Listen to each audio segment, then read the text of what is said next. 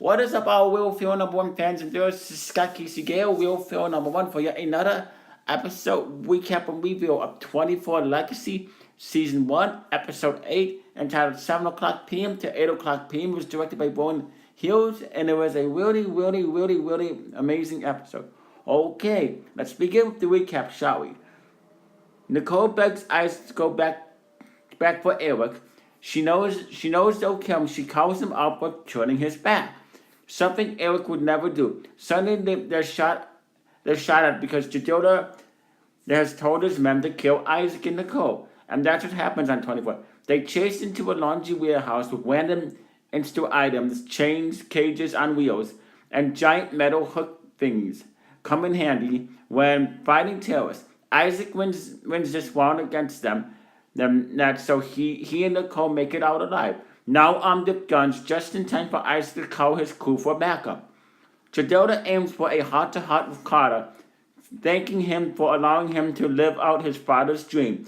Jadota makes a point to say that everything moving forward is Carter's fault, hitting the bullseye of Carter's greatest concern, so that everything bad that's happened during this fateful day was his fault, including the death of Grimes. Andy plugs in the flash drive to recover the data. This worked out in the field that looks like it's actually kind of working for him.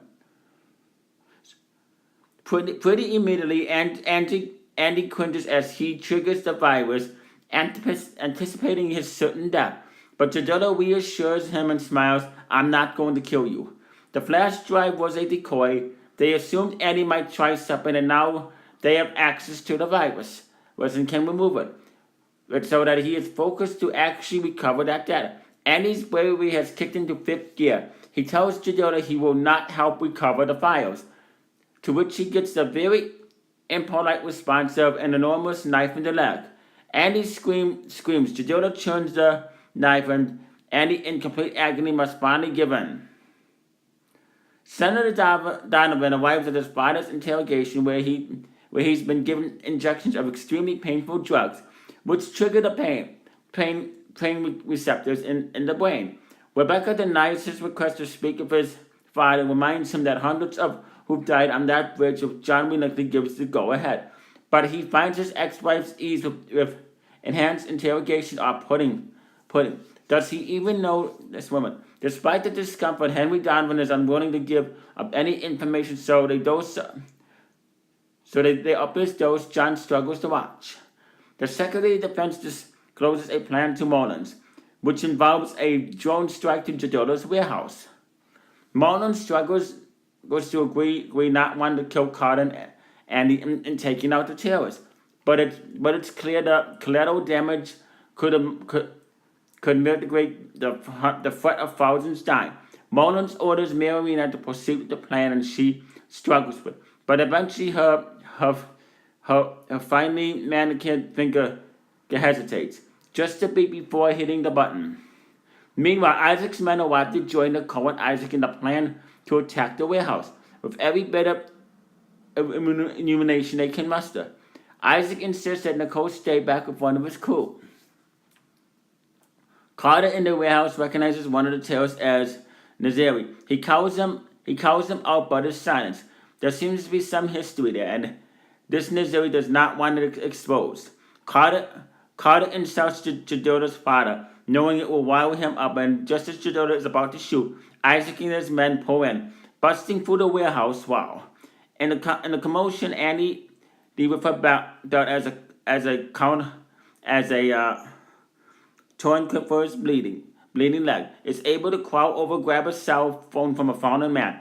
He calls Mary Ann as she warns him that of the DoD plan. Andy screams out, "Carter, this place is about to blow," and with that he's able to save everyone from the explosion as they all scurry out. Well, almost Isaac gets shot in the back and then tries to escape. Within seconds of Carter's escape, the missile hits. Who knows who survived?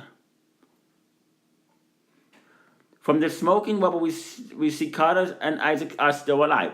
Isaac holds pressure on his wound while Carter goes back inside the building looking for the new villain, Nazari. They finally have Jadota in custody now, and now the U.S. knows that Nazari is their soil. But who is he, and how did he escape? In the final minutes, take Henry Wives in pain just as Rebecca gets news of the explosion. They have Jadilla in custody. Carter and Andy may very well be dead. Rebecca lets John release his father, but will John ever look at his wife the same again? Locke arrives on the scene of the explosion, finds Andy in the rubble, clutching his laptop and stolen flash drive. I did it, Tom. Andy is relieved to see a friendly face and have recovered the list of sleeper cells. He's a hero.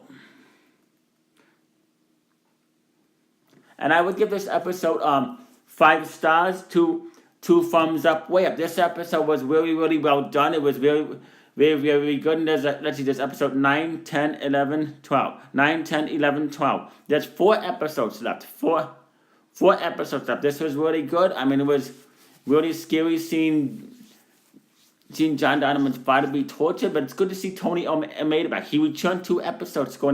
He looks really badass with gray hair and a goatee. I mean, Carlos Bernardo does a really good job playing Tony, and I really enjoy this. So once again, I give this episode 5 stars, 2 thumbs. I give 24 Legacy Season 1, Episode 8, 7 o'clock p.m. to 8 o'clock p.m., 5 stars. 2 thumbs up, way. But I wonder what's going to happen in the 4 remaining episodes. And I hope that 24 Legacy gets renewed for Season 2, because it is really, really epic. Anyway, subscribe to me, Real Fan Number 1, my best close friend, BBB717, JHPM, Godzilla Hawk, Contra Kid 14, and Ashton Washington, MWS Revolution, MWS Network, Global Smith Entertainment, Vince Russo. Follow me on Twitter at Real Fan N1. You stay classy, live long and prosper, and peace out.